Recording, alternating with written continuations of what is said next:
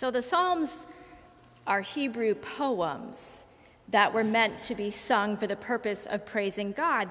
And we can understand this better when we look at the original titles for the book of Psalms. The Hebrew title was Tehillim, which means praises.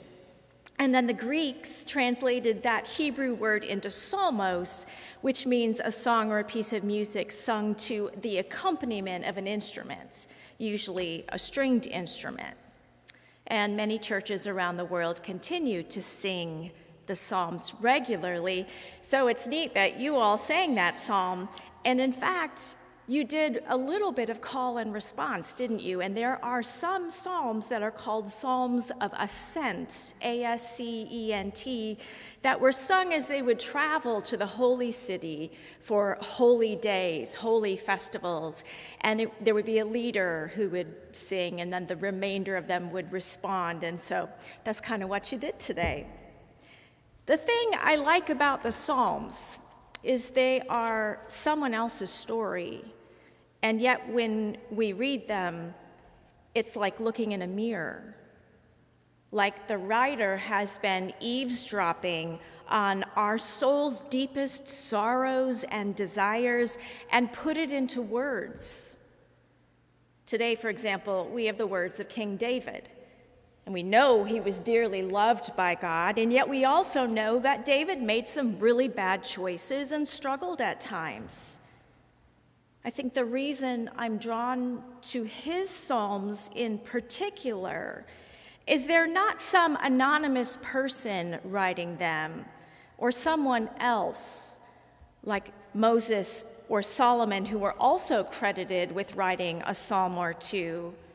Someone who I am less emotionally connected to. David is someone whose heart I have gotten a glimpse into. Someone whose faithfulness and moral failings are right there for us to read about. How he was chosen by God at a young age to be the next king because of his love for God. And yet, as a grown man and king, how he murdered one of his own officers, Uriah, who was fighting a war against David's enemy, in order to cover up the fact that while he was away at war, David had committed adultery with his wife, Bathsheba, and gotten her with child. It's very messy. The Bible is far from boring if we read it. Way more drama than any Jerry Springer episode. Yet David's unfaltering love for God, his willingness to confess his wrongdoings, his truly repentant heart, and his desire to be faithful despite his occasionally misguided ways are palpable and relatable to we who read them. In his brokenness, I see my own. In his vast fluctuation of emotions, I see my own. In his desire to have more faithfulness than brokenness, I see my own. But spoiler alert, there's a lot we don't know about the book of Psalms, and there's a lot that scholars disagree on. And a big topic of debate is who actually wrote them. Was David really the author of Psalm 86 and more than 70 others that bear his name? Or was his name added as a way to honor him or even give importance to the words, to make people pay attention to them, even if they were not of his own creating? It's a challenge to put dates to the individual psalms, since they were first songs that were passed down orally from generation to generation for who knows how long, and then written down over the course of 500 to 1,000 years. Again, it depends on who it is who's looking at that. And the language is a problem, because David would have written in an ancient form of Hebrew, which is different from the Hebrew used in most of the Psalms, which came about centuries after David lived. It's as if we would compare Shakespeare's use of English to Reverend Terry Hord Owen's the disciples' general minister today, use of English. Instead of Shakespeare's thou and thee, Reverend Hord Owens would say you. Instead of hither, she'd say here. Instead of anon, she'd say soon. All of those are English words, but we don't all understand them, right? But does it really matter if David wrote the Psalms or not? What really matters is that the Psalms are a beautiful reflection of what it is to be human.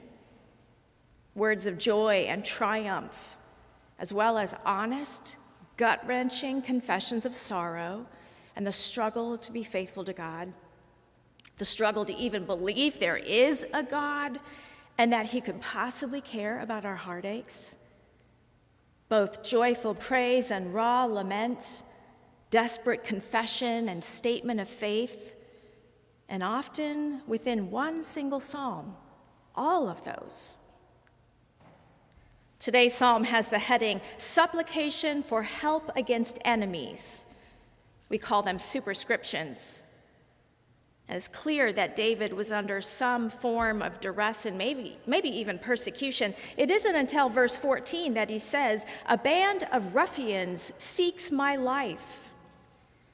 We don't use that word enough. Ruffians, it's kind of like rapscallions or scoundrels.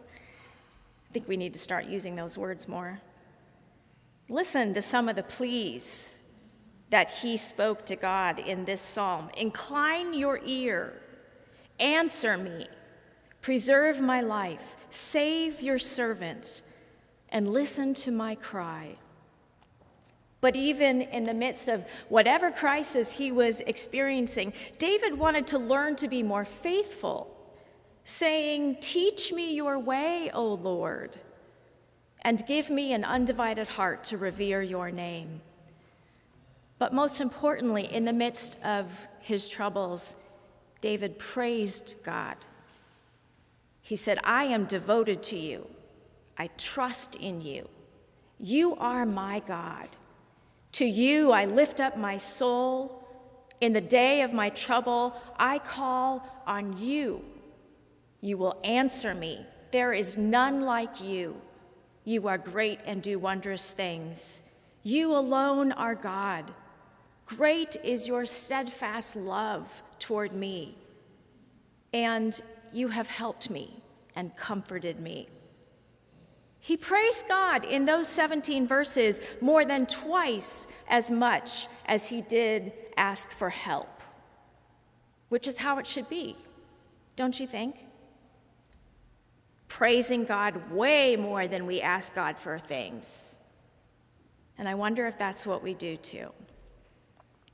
And David is also humble. He addresses God as my Lord 7 times and refers to himself as your servant throughout. Even though he had already been anointed as king and was maybe already acting as king, although some think that this was composed while Saul was still king and David had been anointed as king, but he was fleeing from Saul, who was trying to kill him. So he's either in an exalted position or he soon will be in an exalted position, arguably the highest position anyone could attain, with servants taking care of every single need he could have, and yet he knows that he is God's servant. Maybe he never forgot his humble beginnings as a shepherd boy.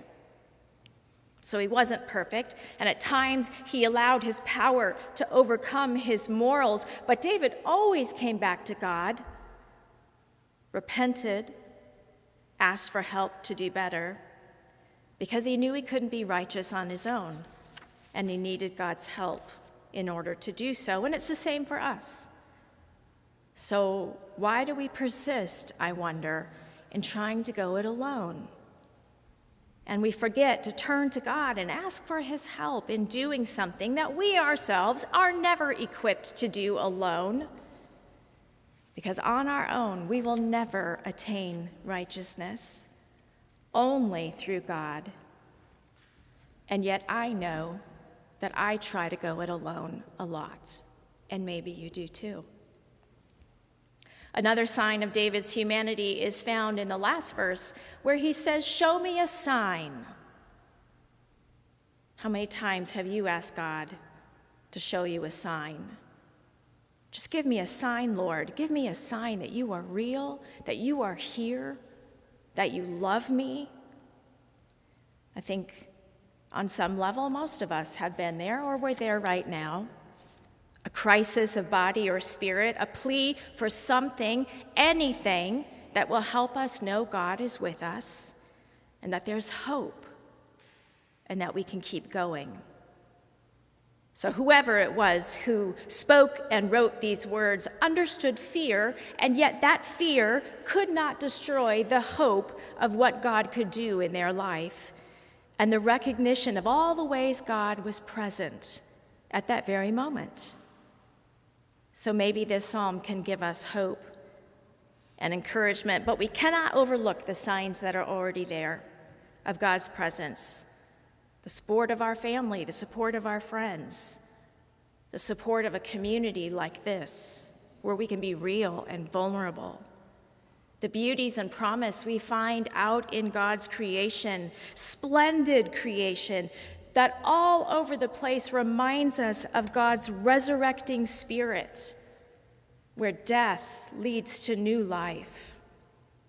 It's okay to ask for evidence, but we can't forget to be on the lookout for all the signs of God's love that are already out there. So I guess where this psalm takes me is that God knows you fully and completely and intimately. The pretty, the not so pretty. God knows whether you're a creamy or chunky peanut butter guy, whether you're an Earl Grey or a decaf, non-fat caramel latte kind of gal. On a side note, when I worked as a barista, I would call that caffeine-free, fat-free drink the why bother. I mean, really, right? God knows that Super Bowl commercials make you cry and that sometimes it is hard for you to find hope, that you're struggling to love someone who has hurt or disappointed you, and you're struggling to love yourself because you have hurt and disappointed someone else. God knows when you're having trouble walking the path before you, but he knows that you continue to get up and do it every day because you trust that it is the right thing to do, and because you're a good person with a good heart, and you're trying really, really hard to live the life of faith, and many more difficult and lovely realities about you. God knows it all. And yet, after knowing all of those things, after seeing into the depths of your soul, God loves you fully and completely. He calls you beloved child and invites you to come to him with all of your needs and concerns and joys, all of them, to either whisper them so he alone can hear, or to shout them from the rooftop so all may know. And whichever way we communicate these needs and concerns and joys, they will be a sacred song to God's heart. You get a voice to speak to God in the world. You have the invitation to author many of your own psalms. The sacred songs you write or speak or sing to God can live on like these texts that are thousands of years old and help someone else along the way. Or maybe what you have to say won't wind up in a book and last for thousands of years, but for the 15 seconds or the 5 minutes or the hour or however long it takes to speak the words or write them down and set them free, it can profoundly impact someone who desperately needs to hear them. Like I need to hear David's words. Someone who needs to see their reflection in your own life experiences. Someone who needs the comfort of knowing they're not alone. And your sacred song will live on in them because it will change them. We looked today at David's story of faith and struggle. Well, maybe someone needs to hear your own. And if you're willing to share it, souls might be renewed, faiths recommitted, paths straightened, hearts heartened, hope resparked, and lives transformed. You have a sacred song too. Find a way to share it. May God help each one of us use our voices for the good of our neighbors, the encouragement of those around us, the building up of God's kingdom, and above all, the praise of the Lord of heaven and earth. Thanks be to God. Amen.